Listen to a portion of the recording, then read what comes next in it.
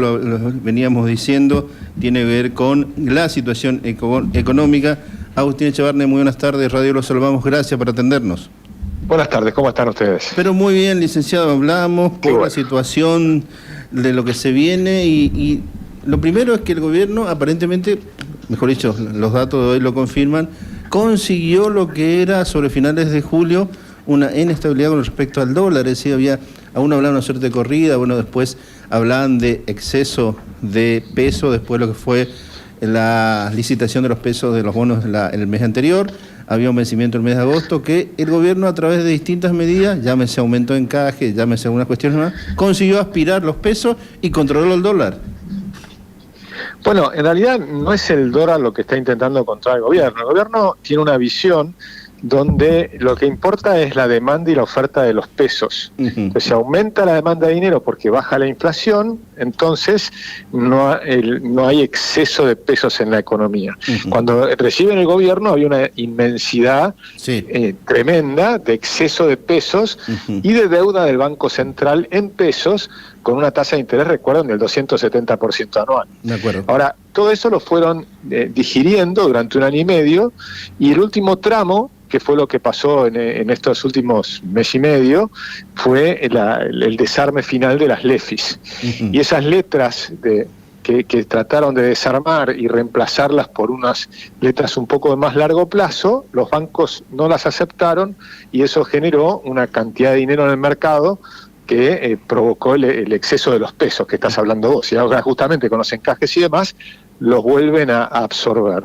Y eso generó, en medio de la campaña electoral que ya empezó y de 12 temas que perdió el gobierno en el Congreso y que pueden afectar el superávit fiscal, todo ese ruido generó lo que hemos visto, ¿no? Una escalada de las tasas de interés que ahora tenemos que ir viendo cómo vuelven a caer próximamente. Mañana es un día clave en el Congreso porque está el veto presidencial y están los que hicieron estas leyes que aumentan el gasto sin tener en cuenta de dónde sacan el dinero, es decir, que afectan el superávit fiscal, que es la clave que está teniendo el gobierno para controlar todo el proceso inflacionario y recuperar la estabilidad de la Argentina. O sea que están pegándole un tiro justamente con un cañonazo al superávit fiscal. Esos vetos presidenciales tienen que ser mantenidos o no de acuerdo a las votaciones que van a darse en los próximos días. Licenciado, usted mencionó superávit fiscal un par de veces y hay algunos economistas que sostienen que ya se entró en déficit. No hay un superávit primario, pero hay un déficit financiero. ¿Están así? Bueno, en julio hubo un déficit financiero correcto de 0,3%, un pequeño déficit financiero. Si tomás los 7 meses del año, estamos en superávit. Ahora hay algunos economistas que dicen que aún ese superávit no está bien calculado porque habría que poner también los intereses que se capitalizan en bonos en pesos. Lo que yo les digo a esos economistas es que si ustedes hacen esa corrección a la contabilidad, son distintas formas de contabilidad, se está usando la misma que se usaba antes, pero digamos, si la quieren cambiar, yo no tendría problemas, pero siempre y cuando lo cambien en completo, porque en realidad lo que es el déficit que uno debiera tomar es el déficit en términos reales.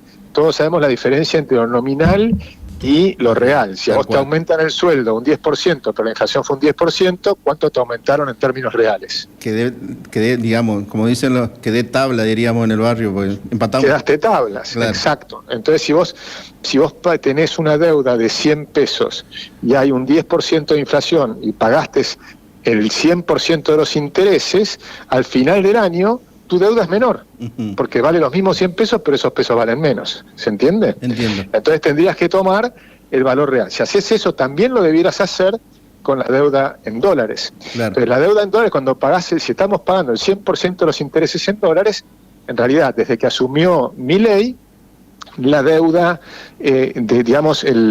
la inflación en Estados Unidos fue de un 6%.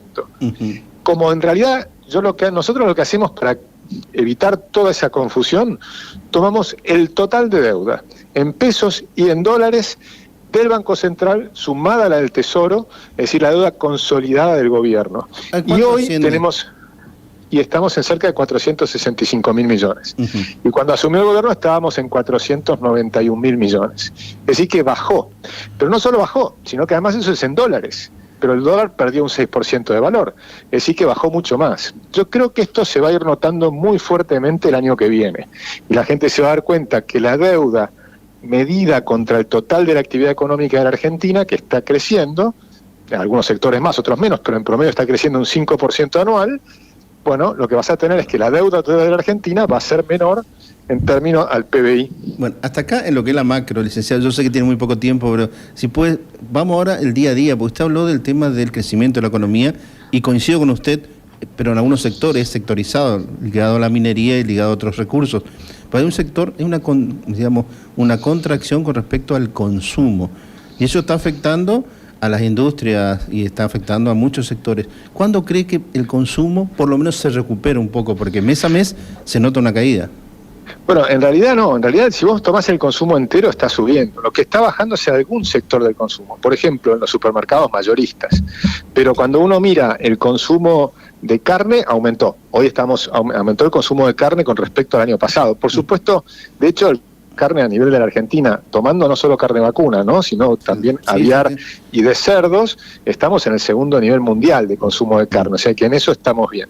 El consumo de electrodomésticos aumentó 75%. Eso significa que hay un montón de gente que el año pasado... Volvió el crédito, esto es cierto. Volvió el crédito, empezó, pero de alguna manera gente que no podía... Volvió la estabilidad también, porque antes tenía que salir corriendo y comprar en el supermercado. En cambio ahora hay menos gente que sale corriendo y compra en el supermercado, por eso es que tenés que tardar un poco más en consumir, digamos, en el supermercado, pero en cambio ahorra y te compra un electrodoméstico. El consumo de autos subió fuertemente, así que autos, electrodomésticos y otros sectores, incluso en la ropa aumentó 21%, es decir, indumentaria. O sea, tenés varios consumos que han subido y otros que están un poco más lentos. Pero en realidad el consumo está subiendo, y lo ves porque el salario real ha aumentado, no mucho. Lo que pasa es que, si bien aumentó, estamos comparando contra años muy malos. Claro, por eso es que no hay una sensación de que estamos bien, porque no estamos bien, estamos muy mal. Una cosa es que estás recuperándote, y otra cosa es que estemos bien. Son dos cosas diferentes, porque seguimos por debajo, por ejemplo, del año 2017. Claro, le voy a hacer una pregunta que no corresponde, pero generalmente siempre se tomó una imagen. Es decir, estábamos en terapia intensiva y entubado. Si usted fuera médico, ¿cómo estaríamos ahora? Mira, yo te diría, estábamos como, antes se decía en el boxeo que estás en la lona, bueno, yo creo que estábamos abajo de la lona, nos habíamos caído del ring.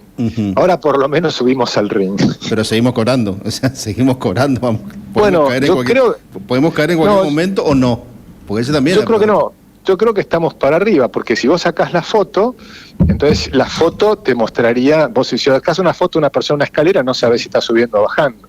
Yo creo que estamos subiendo. Estamos a mitad camino, pero creo que estamos subiendo con esfuerzo, porque cuando subís en la escalera lo vas haciendo con esfuerzo, pero vamos subiendo.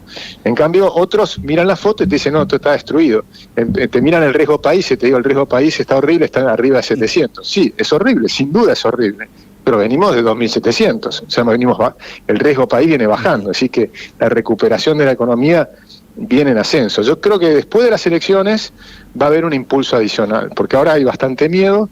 Este hecho de que lo que algunos dicen Corea del Centro termina por ahí votando en contra del oficialismo, y si rechazaran, por ejemplo, los vetos presidenciales, bueno, ese riesgo desaparece en diciembre, porque con las votaciones de septiembre y octubre se va a fortalecer la presencia del oficialismo en el Congreso. Claro, entonces ahí 100% ganancia, el riesgo, pues el oficialismo no pone nada en juego, o sea, lo que elige en octubre, 100% ganancia. Va a ser, sí, yo creo que sí, que va a haber una gran ganancia, y además como se logró un acuerdo con el PRO y la Libertad Avanza, creo que ese acuerdo se va a ir profundizando. El PRO sabe que no tiene chances de ir solo tampoco en el 2027.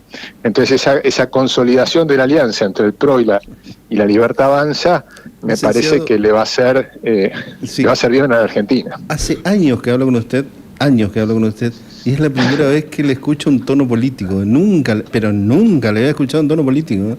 Con respecto, no digo que no lo supiera, no digo, pero siempre usted era netamente técnico. Es decir, esto está así, esto está mal, esto está bien, punto. Hoy habló del PRO, habló del peso del Congreso, habló de lo que significa el veto presidencial. Es decir, hay ya un tinte en lo que siempre pasó en Argentina, porque usted siempre me decía, no son las cuestiones técnicas, son las cuestiones políticas las que marcaron. Comienza la política y termina en la economía. ¿Eso también se va a ver en octubre? Sí, yo creo que siempre la economía y la política son dos caras de la moneda, ¿no? El general de Gaulle decía, la economía y la política están tan unidas como la acción y la vida. O sea, no puedes separarlas, porque obviamente los que toman decisiones toman en función de los riesgos. Claro. Y el principal riesgo que tiene Argentina es una recaída en el populismo, es decir, que en algún momento la gente vuelva a votar a los populistas. Ese es el riesgo principal de la Argentina. Si el peronismo se transformara y pasara a ser un partido no populista, Argentina sería espectacular. Licenciado, como siempre, es realmente un placer hablar con usted. Gracias por atendernos. Igualmente, un abrazo grande. Por favor, hasta acá el licenciado Agustín Echevarne hablando un poco de lo que se viene de la macroeconomía, y no estoy muy de acuerdo con respecto al consumo, pero bueno, son visiones y en eso es cierto. O sea, los economistas son los mismos que el abogado. ¿Lo mató? No lo mató. Lo que pasa es que hizo un efecto que en ese momento le quitó la vida, pero no murió. Lo mismo, la economía es exactamente lo mismo. Depende de qué lugar de la biblioteca lea. Yo le voy a hablar de fútbol nada más, ¿ya?